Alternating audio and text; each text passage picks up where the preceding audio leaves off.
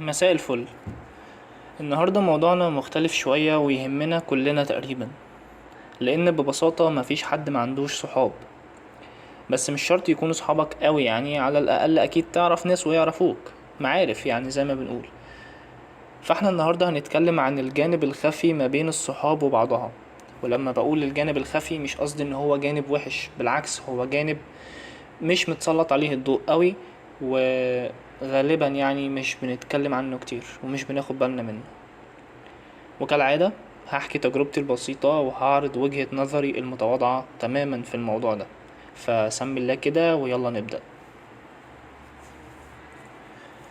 في بداية حياتك لما اتولدت وجيت على وش الدنيا، انت لقيت قدامك مجموعة من البشر.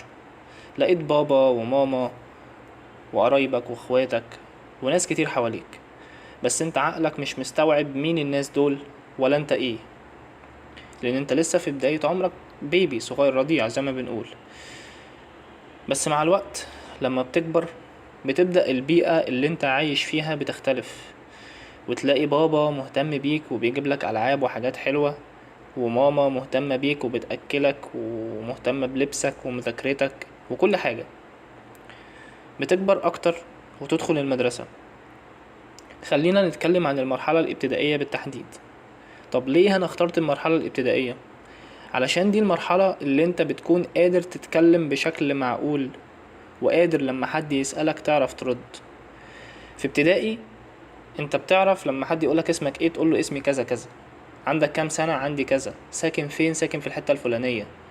ده في المرحلة الابتدائية. فطالما انت قادر تتكلم وترد على الأسئلة كده، انت وعيك بيبتدي يتكون واحدة واحدة.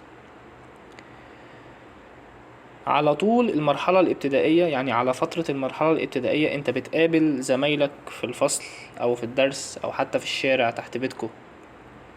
فبيحصل مواقف كتير بينك وبين اي حد من الناس دي، ومن خلال المواقف دي انت بتاخد قرار ان فلان يبقى صاحبي، وفلان ده يبقى زميلي، وفلان ده يبقى معرفة وبس. فانت بتقول تقدر تاخد قرار، او بتحس ان انت مشدود لأحمد مش ليوسف، او مشدود لأحمد عن مصطفى وهكذا. فانت بتحس ان الشخص ده قريب ليك جدا، تحس ان هو فعلا صديق عمرك.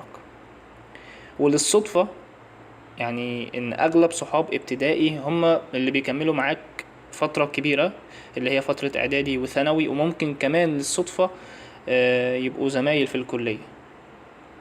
عشان كده لو افترضنا ان صاحبك اللي في الابتدائي ده، خلينا نسميه اكس، ده فعلا كان الصاحب المناسب ليك، هتلاقي نفسك متأثر بصاحبك ده في حاجات كتير جدا، اللي هو طلع معاك من ابتدائي لاعدادي لثانوي لمرحلة الجامعة.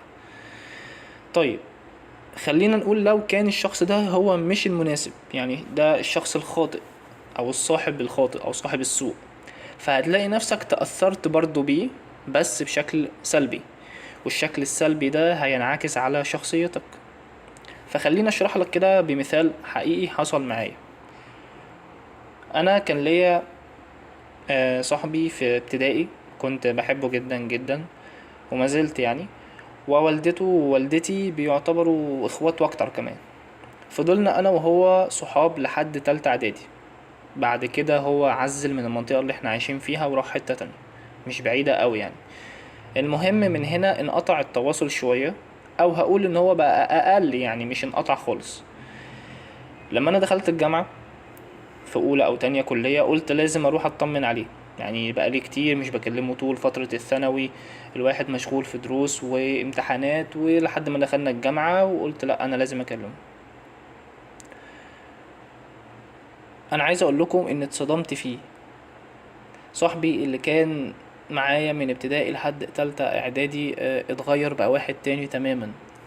صاحبي ده كان غلبان وطيب وفي حاله تماما، يعني شخصيته زي بالظبط، احنا مش يعني في حالنا، مش بتوع شغب، مش بتوع مشاكل، مش عيال متربية في الشارع الكلام ده. انا فجأة لقيته اتحول لواحد بيشرب سجاير وبيكلم بنات كتير. وللأسف حصل له موقف قبل كده ودخل الحجز 10 ايام تقريبا. فكل اللي حصل ده صدمني فيه، ومبقتش عارف ومبقتش مصدق اللي انا بشوفه. والحقيقة انا رد فعلي معاه كان غريب شوية.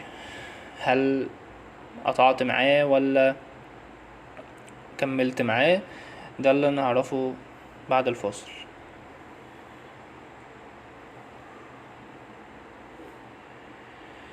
رجعنا مرة تانية. كنت بقول قبل الفاصل ان انا تصرفي كان غريب شوية مع صاحبي ده. الحقيقة انا فضلت جنبه وحاولت وما زلت بحاول ان انا اصلح منه وارجعه حيث ما كان او افضل شوية من اللي هو عليه. بس طبعا الدنيا تلاهي وبتلهي الواحد مش اكتر. لكن انا بحاول اطمن عليه من وقت لاخر، وبحاول اوعيه لسببين. لازم اوعيه لسببين. السبب الاول ان انا عايز صاحبي ده يكون شخص كويس زي زمان، او على الاقل يكون شخص كويس عن دلوقتي. والسبب التاني ان والدته مش عايز يحصل لها حاجة بسببه، لان هي من النوعية الحساسة شوية اللي بتتأثر بولادها جدا، او يعني لما بيحصل لهم حاجة هي بتتعب. فده السبب التاني اللي خلاني اوعيه واوجهه للي هو فيه، علشان خاطر، حتى لو مش عشان خاطر نفسه، عشان خاطر والدته. فلو كان في حد تاني مكاني كان قطع مع الشخص ده، وانا فعلا انا استغربت من رد فعلي. لكن هو العشرة والصحوبية كل ده كان من اكبر داعم ليا ان انا ما اقطعش معاه.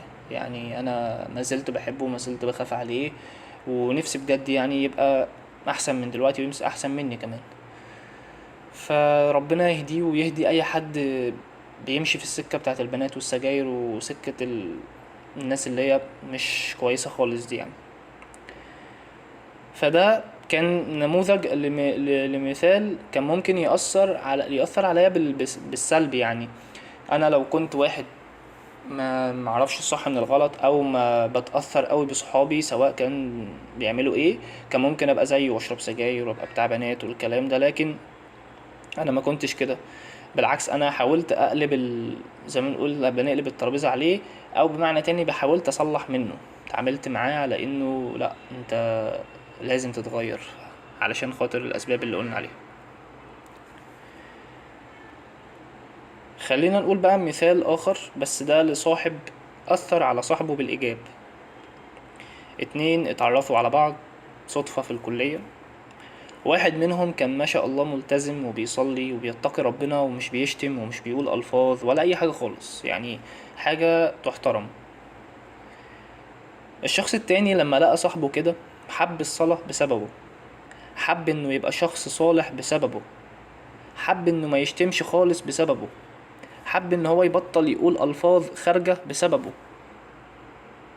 ايه الجمال ده!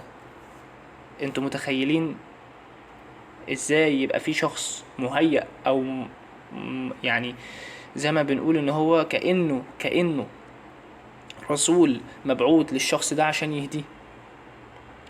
انتوا متخيلين ازاي الشخص الملتزم ده اثر على صاحبه بشكل مش طبيعي؟ لما الاقي صاحبي بيصلي وبيتقي الله والناس بتحترمه وذو خلق والكلام ده، طبيعي ان انا اتأثر بيه. فهو ده اللي حصل. هو ده اللي حصل. كانت رسالة من ربنا للشخص ده عشان ربنا يهديه للطريق المستقيم والطريق الصحيح. المثال ده مثال بيحصل كتير، ما حصلش معايا شخصيا لكن انا شفته قدام عيني. فعشان كده لازم تخلوا بالكم من الناس اللي بتصاحبوهم، لان صفاتهم وطباعهم هتأثر على شخصيتكم جدا. فحاولوا تختاروا الصاحب او الشخص اللي يكمل حاجة ناقصة فيك.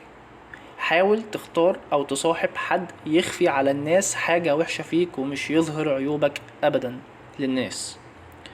حاول تصاحب حد يتكلم عنك حلو في غيابك وتلاقيه فخور بيك، حتى لو انت ما عملتش حاجة من الاساس تستاهل الفخر ده، بس هو فخور لمجرد انك صاحبه. ده النموذج اللي بيتضرب بيه المثل. ده النموذج اللي تستاهل اننا نعمل عنه حلقات اكتر ونتكلم عنه اكتر. ده النموذج اللي تستاهل تقوله بحبك يا صاحبي. سلام.